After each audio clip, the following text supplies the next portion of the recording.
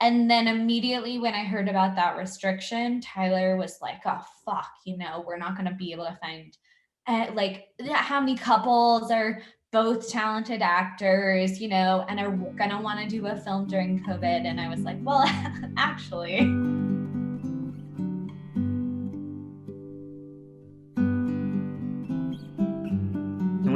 We were lucky. She has one of her friends from high school who's into improv comedy acting.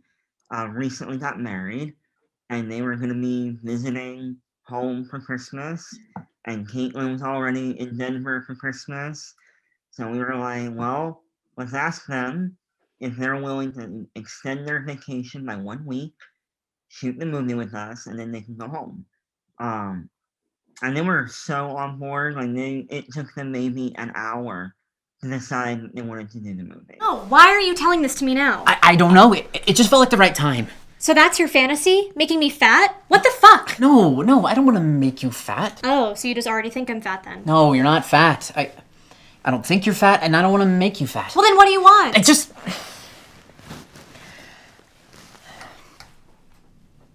just want to feed you.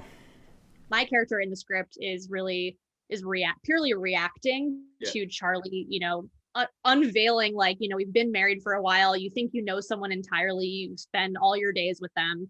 And then suddenly it's like, oh yeah, I could know someone so deeply and literally be their wife, but there could be something that I don't know about them entirely. And I think that's what I kind of honed in on was I'm really purely reacting to him telling me this deep secret that he's kept from me throughout our entire marriage. And I think what I found was what would this be like if Pat, my actual husband, came to me and was like, hey, this is something that's super vulnerable for me to talk about, but I want to explore this. And I think what I was able to connect with a lot was being a little freaked out and being more, not even about the fetish, but more about I can't believe you haven't told me this. And you're keeping things from me that's more what I kind of leaned into and latched onto.